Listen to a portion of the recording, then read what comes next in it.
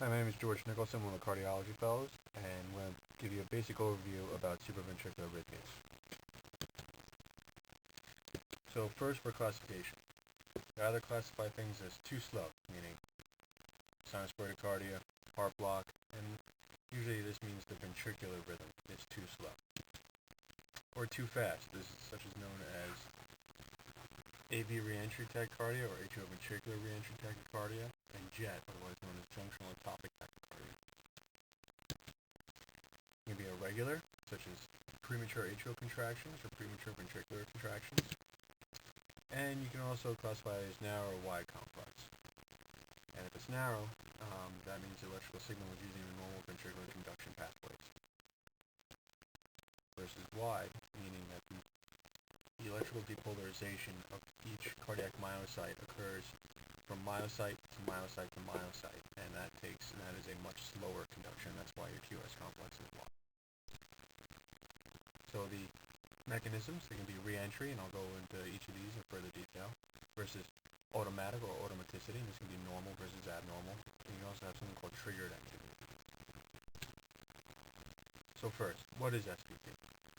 It's essentially a class tachycardia where the origin of each electrical focus is above the bundle of His. The bundle of His is immediately below the AV node. It's usually narrow complex because, again, the electrical signal is conducting down the normal electrical pathways in the ventricular myocardium. The vast majority of times it's reentrant, but it can be automatic, and I'll go into what that means. And SVT implies its origin, but not the mechanism. There's actually many different causes of SVT. So people just say SVT. To tell you the truth, it tells us a little bit, but it doesn't tell us much. So it's overall, as a group, is the most common arrhythmia in the pediatric population, and by far and away, it's the most common one you'll see on the floor. It's fairly prevalent, up to 4 patients per 1,000. Usually presents, though, in less than a year of age, about 80%. And again, about half of these are by 3 months of age. But again, most, or almost most, resolve by a year of age. And in the short term, it's not lethal. As many of you know, if you've already been working on before for quite some time, or at your teen throughout nursing school, the vast majority of neonates that have SVT, perfectly fine. Versus adults, we go into SVT, hopefully, one, we feel it, and two, we can really only be in it for a few minutes before the heart starts to fail. So it's a narrow complex, meaning it's a narrow QRS complex. Oftentimes, these P waves, if the rate is very fast, and usually it is higher than 240 beats per minute, a lot of times you might not be able to make out P waves under standard EKG, and oftentimes they're buried in the P wave. It's monotonous, meaning it's the same QRS morphology beat after beat after beat, and it usually starts fast and terminates fast. A lot of times the patient will say, I was just sitting here and all of a sudden my heart was going to beat out of my chest. And again, the most common etiology of reentry, and again I'll go into what this is. On the left-hand side of the screen there, you'll see a tracing of sinus and versus SVT. And again, sinus, you can clearly make out P wave before the QRS complex, and although there technically is a P wave before the QRS and SVT, oftentimes the rate is too fast to tell. So these are the multitude of different etiologies for both reentrant and automatic tachycardia. Automatic tachycardia means that there is a separate electrical focus within the atrium itself, with the exception of sinus tachycardia that originates in the SA node. And again, it is one-to-one conduction from the atria to the ventricle. It's just that electrical focus is firing so rapidly it's causing the heart to be tachycardic and to have a very fast ventricular rate. Versus reentry means that there's actually a looped electrical circuit within the electrical conduction system in the heart, and what you get is essentially a beat starts up in the atrium, comes down, and then again it's kind of like entering into a rotary when you're driving. You just keep keep on going around and around and around, and as it goes around, part of the electrical signal goes up into the atrium, and the part also goes down into the ventricle as well. And if that doesn't make sense, I should be able to explain it a little better later on when I have a diagram. I'll walk you through step by step. But the importance of this slide is not necessarily to memorize all of these, just to know that there are many different etiologies to cause SVT, and just saying SVT in general is not adequate. So reentry, by far and away, it is the most common cause of SVT in children, and there's 3 requirements. You need 2 separate structural or functional electrical pathways. There has to be a unidirectional block in one of the pathways. And you need to have different conduction velocities or refractory periods in these pathways. So on this slide, which you can see here, and I'll start by talking about the image all the way on the left-hand side of the screen, and then as I explain everything, I'll move across towards the right. So in AV nodal reentry, the AV node is divided into 2 pathways. Okay? Commonly they're referred to as alpha and beta. And the alpha pathway conducts more slowly, and that is evident, and that's depicted in this diagram as the squiggly line on the complete left-hand side of each circuit. And the beta pathway conducts faster, and that's evidenced more by the more smoother linear line on the right-hand side of each diagram there. However, the beta pathway, or the fast pathway, has a longer refractory period than the slow or the alpha pathway. And a normal impulse that originates in the atrium reaches the ventricles usually by the beta pathway. So you get an atrial signal, it goes down both, and it goes into the ventricles, and the ventricle depolarizes and does its thing. In the middle portion of this image here on the screen, you can see you can get a premature atrial impulse, can find the beta pathway refractory at a time when the alpha pathway is not refractory. Because again, the beta pathway has a long refractory period, and the alpha pathway has a short refractory period. But the beta pathway conducts faster than the alpha pathway. Let's make sure that makes sense. So again, alpha, slow conduction for very short refractory period. Beta, fast conduction, long refractory period. So you get a premature atrial impulse, finds the beta pathway refractory, and it gets blocked. However, it conducts down through the alpha pathway, or the slow pathway. And because the conduction down the alpha pathway is slow, the PR interval on your surface EKG will be long during this PAC. And if the condition is just right, a premature impulse can block in the beta pathway, go down the alpha pathway as evidenced all the way on the image on your right-hand side here, and then travel retrograde up the beta pathway and re-enter the alpha pathway in an antegrade conduction.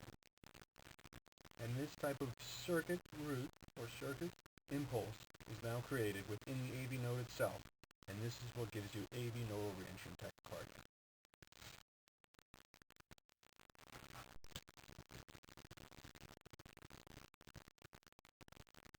Different from AV nodal reentrant tachycardia is atrioventricular reentrant tachycardia.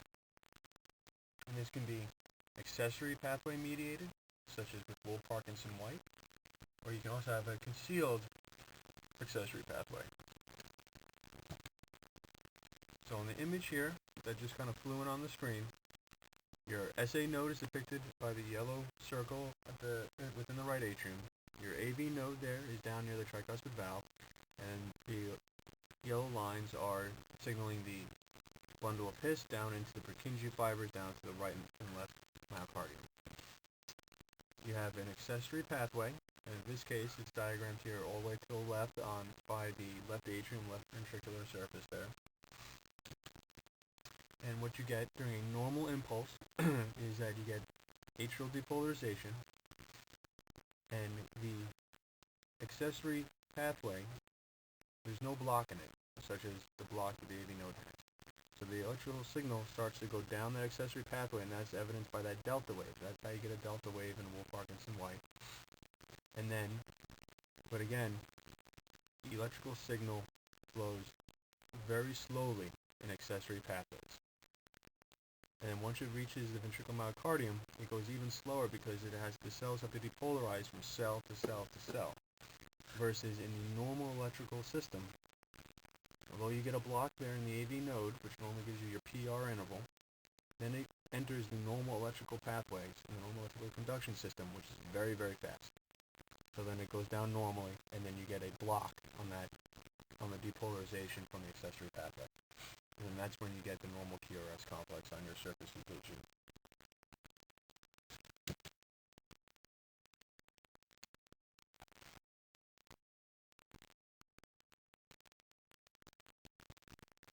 However, if you get a premature atrial contraction, and it occurs during the refractory period of the bypass tract, because the bypass tract normally has a longer refractory period than the AV node, the impulse blocks in the bypass tract and reaches the ventricle solely via the normal conducting pathway, and with a normal PR interval, as you can see there with a normal QRS morphology on the EKG example that showed up on your screen.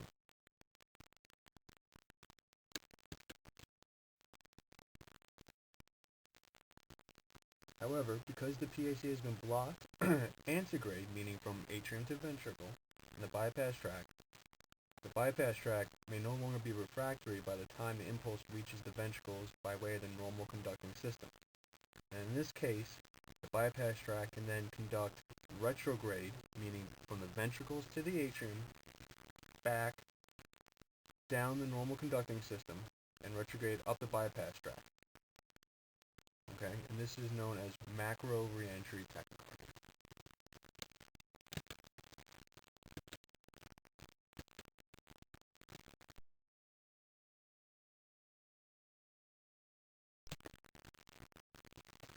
So Wolff-Parkinson-White, again, you'll see it. You hopefully should see a delta wave on the surface EKG. It's commonly associated with the two most common congenital heart disease lesions are Epstein's anomaly and allotransposition of the great arteries.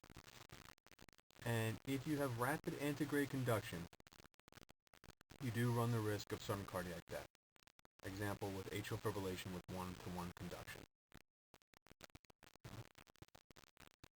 Because in atrial fibrillation rate, your atrium are firing so fast, 300, 400, 500 times a minute, that your ventricular myocardium cannot just keep up in the heart valve. So the early depolarization results in a delta wave, and that's shown on the surface EKG as a shortened PR interval. Again, going back to the previous slide, since the electrical depolarization of the myocardium starts initially through that accessory bypass tract, where there's no block, such as that happens in the AV node, your ventricle starts to depolarize, as evidenced by that slow delta wave upstroke. But then your AV block is over, or your normal AV conduction kicks in, actually, and you get a normal depolarization of the ventricular myocardium that takes over. And then with this here, again, this is just showing that type of re-entrance circuit that can happen. So similar to what I explained on the previous slide. And sometimes when this happens, and you get that block again in the accessory pathway, you will have a normal appearing QRS complex.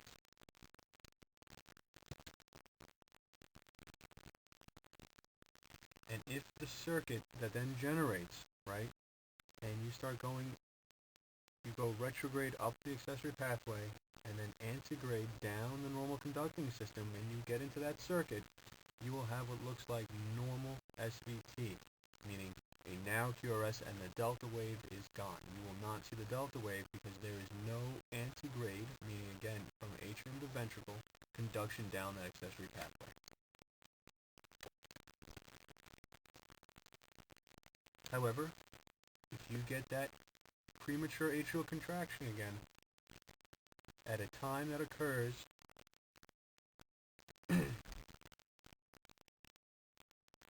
when the AV node is blocked, when you go down the accessory pathway, you'll get that early depolarization. And then what can happen is that the ventricular myocardium will depolarize along the accessory pathway, especially if the AV node is still blocked. And then you'll get retrograde conduction going up your AV node. So kind of opposite from what I described before, and your QRS morphology will change. You will have a wide QRS morphology. Because again, you're going against the normal electrical conduction system, which is a slow conduction system. And your rate can be pretty rapid, especially if the cause of it is atrial fibrillation. Again, your atrium, in atrial fibrillation, you have multiple foci within the atrium firing at 200, 300, 400.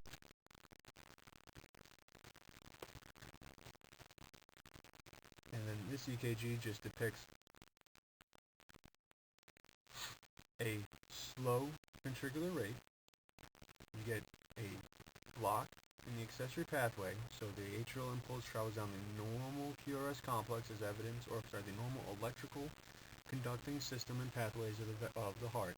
So you get a narrow, normal QRS appearing complex. And this is what it should look like after the bypass tract has been ablated in the EP lab.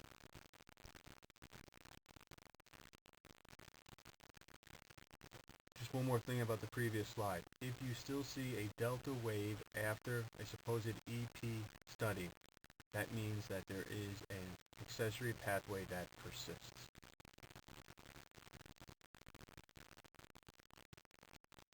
Now talking about AV nodal reentry tachycardia.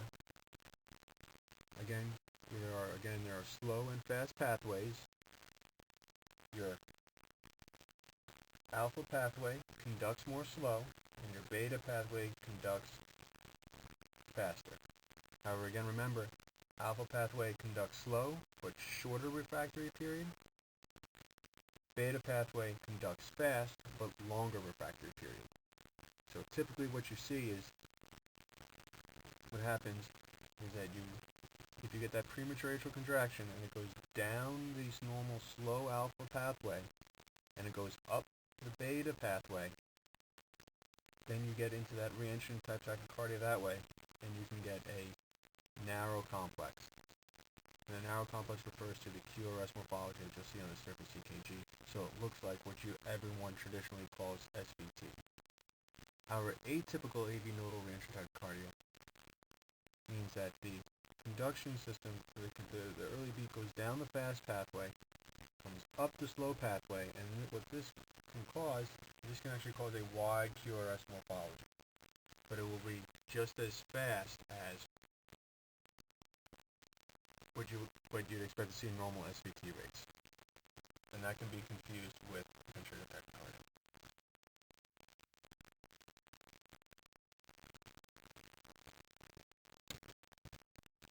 So with this diagram here, again, it's the same one as before. The blue lines there both signify the alpha and the beta pathway. And again, the alpha is the slow, squiggly line pathway, and the beta is the more linear, fast pathway. You get a premature impulse that conducts down the slow pathway, but then within the AV node itself, it goes back up around the beta pathway. However, if you get an impulse or a conduction that goes down the fast pathway, and it happens to go retrograde up the alpha or slow pathway,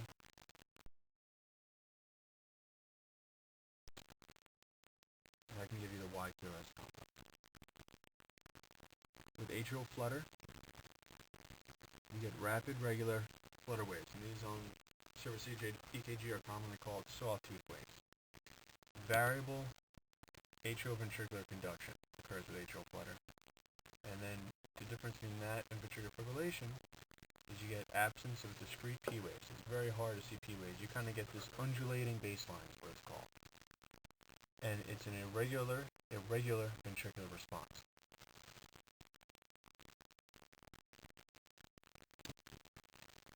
So this just signifies atrial flutter, meaning usually your ectopic atrial focus is just one focus, and then that's the internal pacemaker of that focus is faster than the underlying SA node, and then you get those sawtooth flutter waves. Versus in atrial fibrillation, you often have multiple atrial rhythm foci, and they start beating irregularly and very chaotic-like, and it takes over the SA node.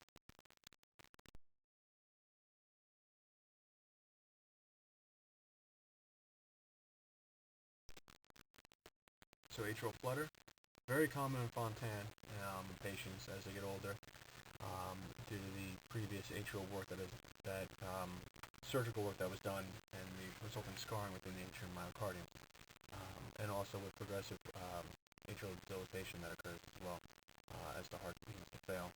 And also very common in the previous surgery for transposition, such as a muscular descending. And this is due to the intra-atrial baffle. So there's a lot of scar tissue in the atrium. And anytime you get scar tissue, you always run the risk of developing additional atrial electrical foci because the normal conduction pathways, or the normal conduction properties of the atrium, I should say, are disturbed by the scar formation. In flutter, oftentimes the flutter rate is relatively slow, and the ventricular rate can be fixed. And you say fixed unless it's not. I know it kind of sounds ridiculous, but the traditional thinking was always it should be a fixed ventricular rate. However, like most things that used to be thought to be true, they get shown to be disproven, and I'll have the tracing that'll show it here. So in the middle EKG that you see in the middle of the screen, it looks like SVT.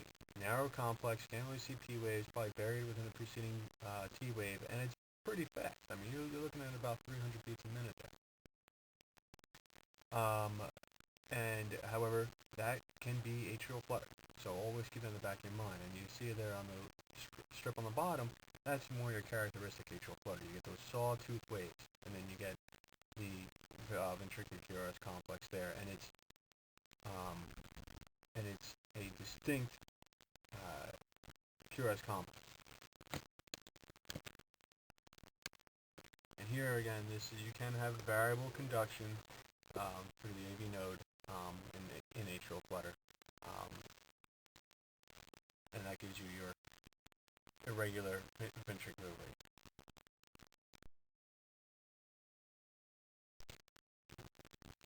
Junctional Ectopic tachycardia, also known as JET, usually narrow complex, because again the origin of this tachycardia is the atrioventricular node itself, and you get VA dissociation, meaning you get more QRS complexes than T waves because again it's originating in the AV node and not the SA node.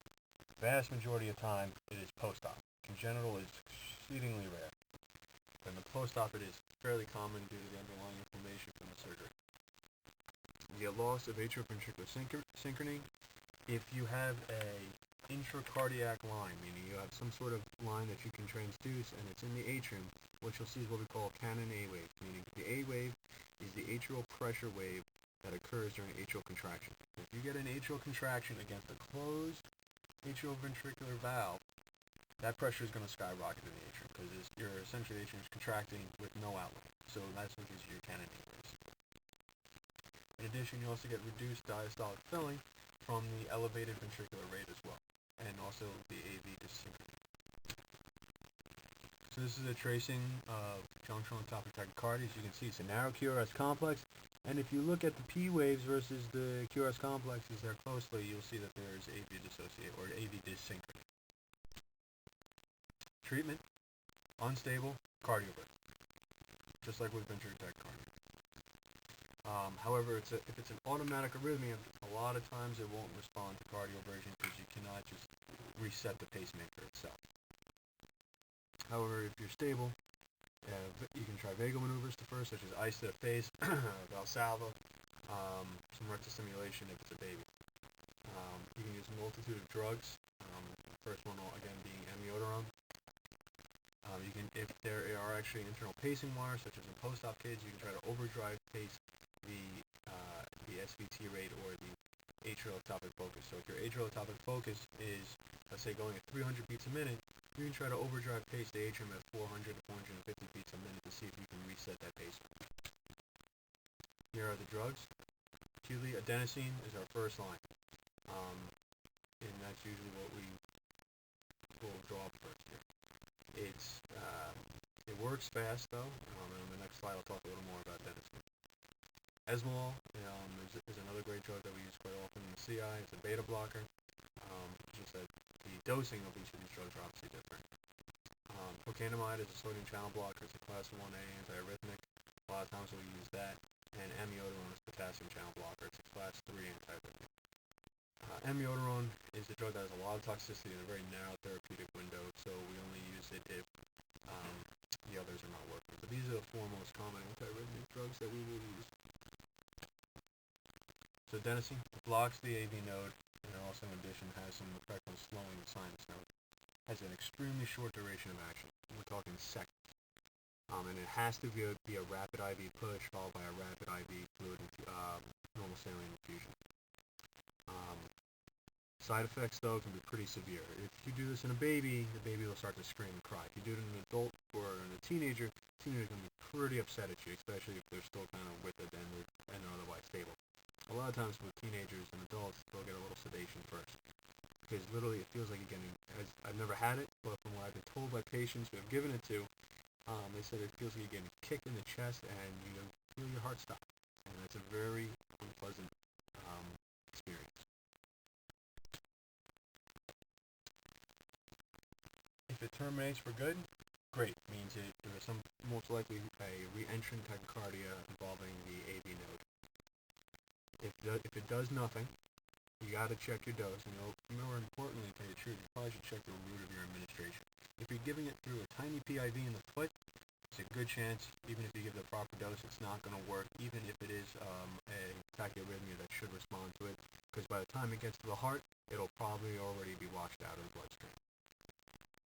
If you do get AV block without termination, you got to think about maybe going to other drugs, because then the origin of the tachyarrhythmia is actually above the AV node, or does not involve the AV node. And if it terminates, but then it comes right back again, you got to add on other drugs. So this is a tracing of a patient in SVT. We don't know the etiology just yet. And as you can see, once adenosine was given, you get that brief pause, and then you get a return to sinus rhythm. On a flutter, the tachycardial loop in a flutter does not often include the AV node. Because again, remember, it's an intra-atrial loop. AV block, again, does not terminate tachycardia. So you get that intra-atrial loop, and the medicine is working on the AV node. So what you'll see is it'll just expose your sawtooth flutter waves. So if you remember from a couple slides previously where we had the atrial flutter tracing in SVT, and it looked like it was 1-to-1. And oftentimes think, okay, this trial's in SVT, let me give adenosine, and you get this, well, it's atrial flutter, but it helps you in that. Chronic treatment of SVT, you can do nothing, hope the child outgrows it if they're stable. Medication, catheter ablation, treatment of jet. The mnemonic is cool your jets, again, because a lot of times it's due to a sympathetic stimulation and also an underlying inflammation. So you lower your body temperature, you sedate, you try to decrease the level of anxiety, the level of pain the person is in, and you also decrease the dose of your beta agonists that are stimulating your AV node. Precedex is a great infusion for sedation. Amiodarone you can use, it works very effectively against it, but again, it's a medicine that has a lot of side effects, therapeutic window. Other first-line medications that you'll see a lot of times used are digoxin. You gotta watch it out in Will Parkinson White, because with dig, if you block the AV node, you can then induce more SVT, because you can get a premature atrial contraction or an atrial beat that goes down that accessory pathway, and then you can reinitiate your macro reentrant tachycardia. Beta blockers are great, because again, they also kind of slow down not only your AV lower rate, but they also have an effect just on the atrial myocardium themselves in terms of slowing down their electrical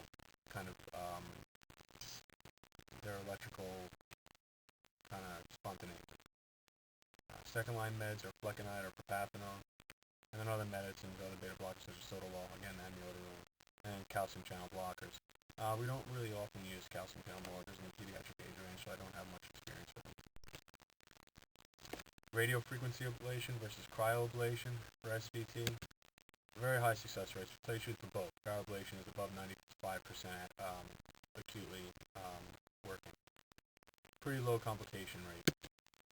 However, cryoablation, a lot of people, especially if you're working very, very closely to the AV node, it's improved safety because with cryoablation, it's reversible, meaning you get your wires and catheters to where you think you need to be. You can turn on the freeze, and then as long as you terminate the freeze, I believe within the first 30 seconds or so, that tissue is not completely, I guess, frozen to death for lack of a better terminology, and it has a chance to kind of thaw out and then regain its normal function. And also with cryoablation, it's improved catheter stability because as kind of similar to sticking your tongue to really cold, cold during the winter and the tongue gets stuck to it, kind of similar with the catheter itself in cryoablation. That tip freezes and it will actually adhere to the myocardium where it's going. So obviously as the heart is beating, your catheter is not inadvertently ablating a part of the myocardium that you do not want to ablate.